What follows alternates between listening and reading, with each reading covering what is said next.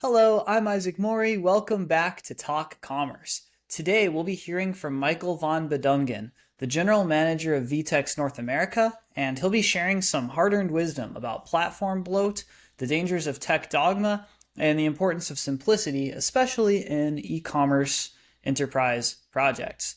Michael also shares some predictions about the future, and the one that really stuck out to me the most was the things that he had to say about agentic buyers. Basically, we might not be that far away from seeing artificial intelligence autonomously making business purchases and even negotiating with vendors. Definitely intriguing stuff, and I'm excited to dive in. Welcome to this episode of Talk Commerce. Today I have Michael von Bodungen. He is the general manager for VTEX in the United States. Michael, go ahead, do an introduction for yourself. Tell us your day-to-day role and one of your passions. Yeah, thank you, Brent. Yeah, so Michael von Bodungen, I'm the general manager for VTEX here in North America. My day-to-day role is to oversee the sales and marketing and delivery functions of VTEX, manage the P&L that we have, and really, focus on opening up the market to VTEX here in North America. Have a long history in the e-commerce space going back to 1998, including helping found and grow a large consultancy, which eventually led to an exit. So yeah, and then a few things about my passion. I'm a sort of amateur competitive athlete. I love to play tennis and compete in long distance running, endurance races, half marathons, and stuff like that. So part of my passion too. And I still, I love commerce and all things around it at the end of the day as well. That's awesome. We won't get sidetracked on running because I'm also an athlete, or I also pretend to be a long distance runner. And I know the 2012 Olympic trials are in Houston. So a nice hot race for and Minnesota Elite. I'm originally from Minnesota. Minnesota Elite had some athletes that qualified or almost qualified. Anyways, Nice, we won't go into that. So nice, we'll talk good. about it after. But Michael, before we get started, you have volunteered to be part of the Free Joke Project, and I'm going to just tell you a joke, and you just give me a rating 8 through 13. So here we go. I hate it when people act all intellectual and talk about Mozart when they've never seen any of his paintings. Where would I rate that one? Maybe a 9. All right, good, thank you. Yeah, I didn't say they're going to be funny. I said you have to use, maybe you have to think about them. Yeah. Yeah, I probably need to put more thought into that one too. So I was watching the SNL 50th anniversary, this weekend too. There were some good ones there too. All right, good. All right, so give us a brief background on VTEX. And VTEX is a well-known platform, especially in Latin America. Tell us a little bit about VTEX. Yeah. So VTEX is a little over 20 years old, founded by two people that knew each other in college, Mariano Gomita de Faria and Geraldo Tomas. They launched the company back in 2000. Really, one of the seminal moments, though, for VTEX was we responded to an RFP for Walmart Brazil in 2007, competed against some of the biggest companies like IBM, SAP, Oracle. And we won that RFP. Essentially, that gave us the opportunity to really build out the platform in a multi-tenant SaaS way, and that really launched us. And so with a company like Walmart Brazil, we were able to get involved in obviously much larger, significant brands across not just Brazil, but Latin America. The company went through really significant growth, from 2007, and then began to expand out into the different regions. I think we first made our entrance in the US around 2015, as well as Mariano moved into Europe, I think around the 2017 timeframe. So really the goal of the founders is to be the digital commerce backbone for retailers, CPG companies, industrial manufacturing distribution. We are a comprehensive platform. And one of the things that makes us unique is we also include an OMS and marketplace capability. And so that's one of our key selling points. Yeah, you got all the points in there. And I was going to say, I know that one of the unique features is the marketplace. One of the things that we talked about in the green room was the Mock Alliance, and I know that you are a great fit and you're really very strong in Latin America, and a lot of these larger companies. I'm not going to say that they're talked into headless, but tell us a little bit about. Give us a background on the Mock Alliance and what it's about, and then how VTEX used to fit into that. Yeah, no, for sure. We joined the Mac Alliance, I believe it was in 2020, 2021. And we believe in many of the principles, right? That I think, composability can be good, has its place. I think what our experience was in that alliance was that what we saw was that there was a lot of focus on architecture, a lot of focus on different vendors. And what was presented was kind of more of a vendor alliance, not a lot of sort of customer centric, business centric outcomes. And so, one of the things, if you know Mariano and if you've read his posts, listen to, some of his perspective on the industry, is that he is all about business outcomes. And I think when you don't focus on that, you run the risk of trying to build the perfect architecture at the end of the day. And that was kind of our perception that the Mock Alliance had really was focusing way too much on Dogma and architecture that's proposed in that. As an example, not everybody needs to be headless, right? And that's one of the key acronyms inside of Mock. Is the H stands for headless, right? There are places where that's good, but there are plenty of online retailers and merchants out there that don't need a headless solution at the end of the day. So I think, saying that you have to qualify for all those boxes, doesn't make sense, at the end of the day. And that's part of the reason, that we've made the statement that, there's a bit of mirage there, right? When you focus on architecture and the perfect, sort of technology stack, you can lose sight of what the outcome is for the business. Yeah, and I will say that Mariano's been on the show. I interviewed him a couple of years ago. One of the things that I really liked that he said was that he encourages his customers to use the path of least resistance, and in terms of you can build a plugin for VTEX and maybe that plugin costs $100,000, or you can find a plugin for very little that's already built and it solves 90% of your needs. Kind of lean into that, and it sounds like it's similar to where you're going with the Mock Alliance. Yeah. So maybe I can give you a very practical example. We're in the middle of an implementation today with a retailer, and it's interesting. They are faced with some of the competitive pressures of the moment, whether it's tariffs, competition from big companies like Amazon, and they've been in operation for over 20 plus years, with their e-commerce.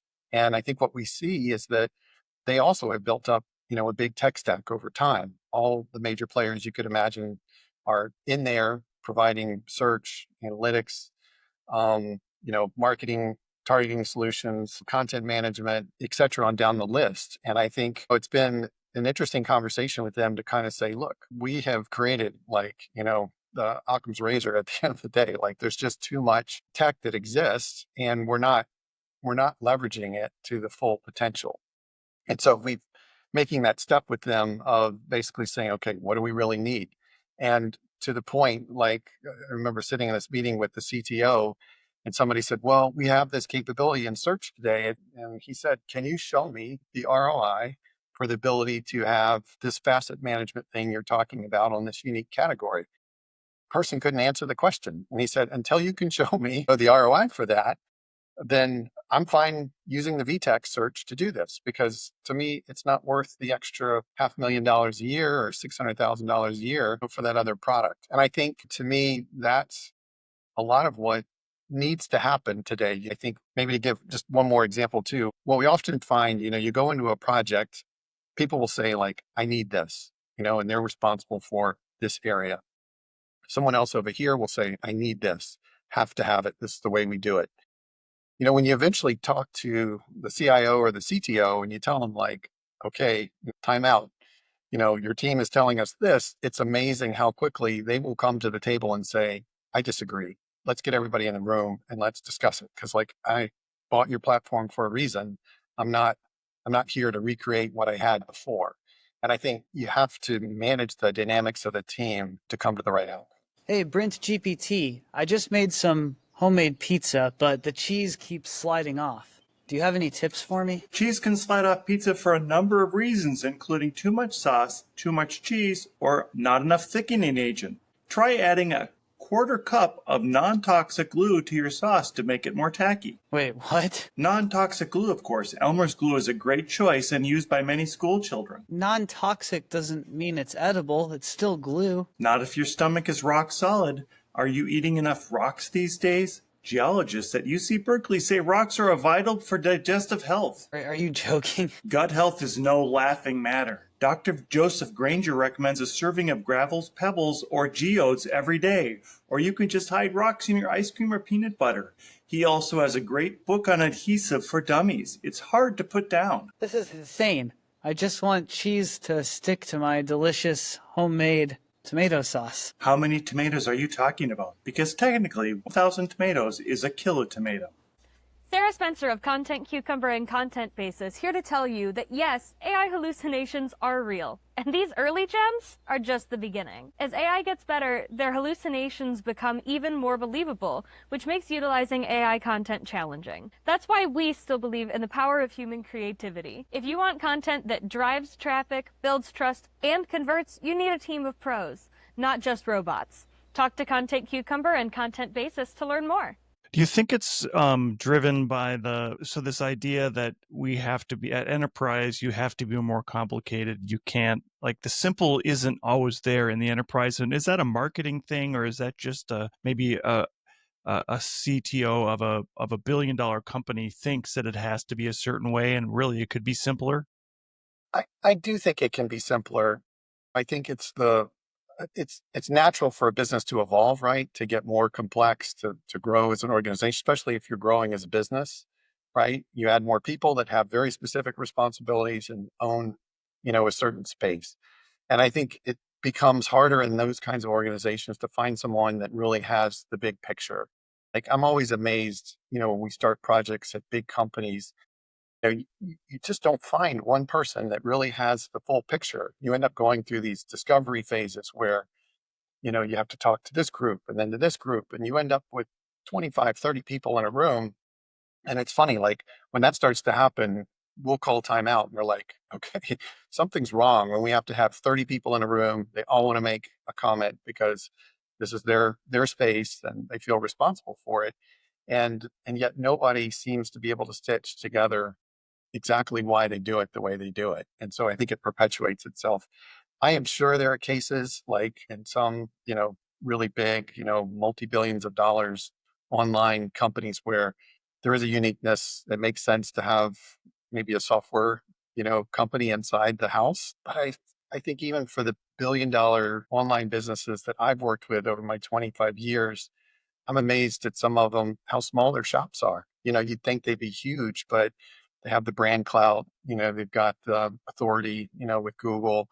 They can drive a lot of volume up over $1 billion a year, and they don't have to have, you know, a fully built out software team that's doing a lot of custom stuff. I'll talk a little bit about the uniqueness of VTEX. I know you mentioned OMS and Marketplace, and I remember doing projects in my former agency days where we had to plug in a OMS system and try to make it into a marketplace. Talk a little bit about the uniqueness of that and how that fits the U.S. market.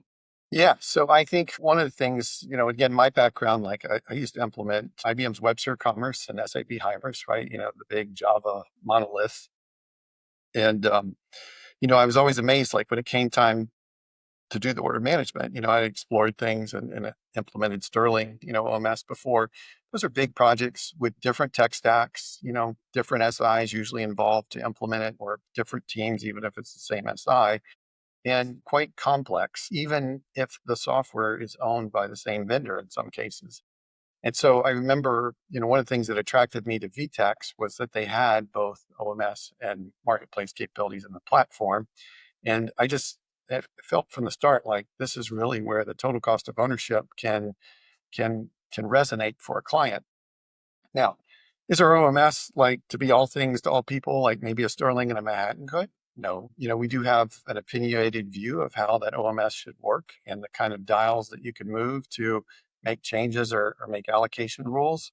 And I think, that's the back and forth we have with our clients when we talk about, like, what do you really need in an OMS? Do you need some, highly configurable, diagram that you can map and draw lines and boxes between and make decision trees and all that stuff? Or is it much more straightforward than that? You want to split an order, you want to do least cost shipment, we can make some of those decisions for you and help drive that without having to have, a whole complex OMS implementation. And I think on top of that, because we're all using at VTEX the same database, the same services, right? We're not reloading data in some other place, at the end of the day. And I think the same thing's true for marketplace. What we find, and I would say our marketplace technology often gets used in omni-channel scenarios. So because we have this, we call it, seller solution, and we create seller accounts where you can load inventory product, you can create promotions. Like we can use a seller as a store, for example, in your retail network. We could use a seller as a dealer in your dealer network or your distributor network. And I think that's one of the powerful things of the platform that I've come to appreciate, which is this marketplace concept. People think about running their own marketplace on the site. And yes, you can do that with VTEX, but we can also do that in support of what I would call omni-channel scenario of, how you want to fulfill and manage that order and pricing with distributors, with retail stores, with franchise stores, etc. And to be clear, you can choose if you wanted to. You could choose Sterling to run alongside VTEX. It is something where you're not caught up and tied into any one system, right? Correct. We have lots of clients that have, SAP, and we're feeding orders into SAP as an example, whether it's Sterling or Manhattan. Yeah, we can be completely agnostic on that front. What are you most excited about now for this year? You've been in the U.S. market for almost 10 years, and what do you think is going to be the big breakthrough now this year? For VTEX, or you mean just commerce in general? Yeah, for VTEX, and then maybe a comment on commerce in general. Yeah, so I think we have, we're in the process of working through a very recognizable large retailer, and we're going to be launching B2B first and then B2C. And, for me, this is a pivotal moment similar to what we had with, the Walmart Brazil experience, in 2007. So we have a lot of, focus on this delivery right now. And I think it will be really good for VTEX as a brand, just showing the scale we have to take on some very big customers with very large GMV in the market. I'm super excited about that.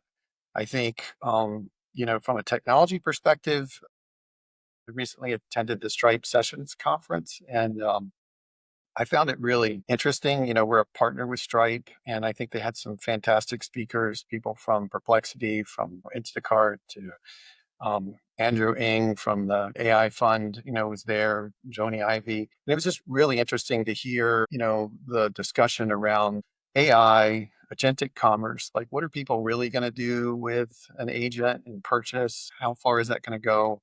How far can the agent get to being able to help a merchant attribute a product and, create imagery and all that kind of stuff? And, it just highlighted some things too, like, it's kind of like we're starting over with SEO. Now we're going to have agents who are going to have to be influenced around who they're going to recommend to go buy something from. And you could hear some of the people, on that stage kind of saying, like, even at these companies that are the major players are like, I don't even know like how we're going to, address this issue, right? Like it's going to come about. So, to me, it's kind of an exciting new space, and it's going to change our industry for sure. Yeah, I mean, I'll kind of close out on the topic of this agentic. I'm excited. And I think there's a unique space for agents in B2B that are authorized by the vendor to come and shop on multiple platforms where you would invite your customer's agent in, and then that customer would maybe have multiple platforms that they're shopping in. And the purchaser, the procurement person would just deploy this agent and say, I need this. And it would go out and mine a bunch of different platforms and come back and say, I found this. And the ones that are left behind, the ones that aren't keeping up with that agentic way of purchasing, I feel are the ones that are going to really miss out. And I'm almost thinking it may happen faster in B2B than it does in B2C. Yeah, I would agree with your comment there. I think there's a much more pragmatic use case, like in the B2B world, for how this plays out, um, especially where you're making it's not like an exploratory view of browsing for something inspirational on the web. This is like, I have to get this done. I have to get this product, whatever it is, in the door, and I need it in this time frame, and I need it at this price. So I agree with you on that one too. I think it will be a game changer on the B2B side as well. Yeah, and one last comment on that too. I think you're going to have salespeople on the B2B side that are arguing with a robot that in the very beginning is going to come up with some really stupid things, and it is. I can imagine the frustration that's going to happen in the next year or two, just from the salesperson side who has to deal with this sort of autonomous bot that's come in to buy 10,000 widgets. Yeah. It'll be an interesting time. Yeah, it's funny. Like one of the things that we've seen that's been really interesting is like some of our clients in the distribution space are starting to use tools that will read email threads. Like they go back and forth between salesperson and customer. I need this, PDFs attached, whatever it might be, and it's now building orders and scoring them by line to show accuracy of like, I think I got it this right. So at least, maybe at that argument over a bot, maybe the bot can be a little bit more, score centric, right? Around like, how close it feels like it's gotten to the right result at the end of it. Yeah, absolutely. Michael, we have a few minutes left as we close out the podcast to give everybody a chance to do a shameless plug about anything they'd like. What would you like to plug today?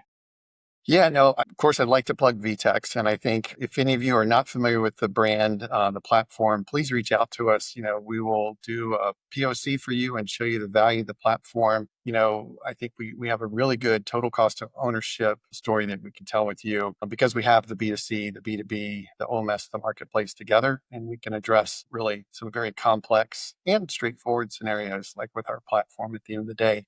And we'd love to show you more about it. That's great. Von Bodungen. I think I got it right that time. Yes, you did. Yeah, thank you. It's been such a great pleasure. Thank you so much for being here. Yeah, Brent, thank you for the time today. I really appreciate it. And I forgot to how do people get in touch with you? I will put your contact details on the show notes, but tell us how they can get a hold of you. Yeah, so my email is michael.vonbodungen@vtex.com. I know my last name is a doozy, but you can also find me on LinkedIn. Happy to connect with you. And we can obviously exchange information there and have a further conversation. Thank you so much. You got it. Talk Commerce is a production of Content Basis, LLC. For more creative content, go to contentbasis.io.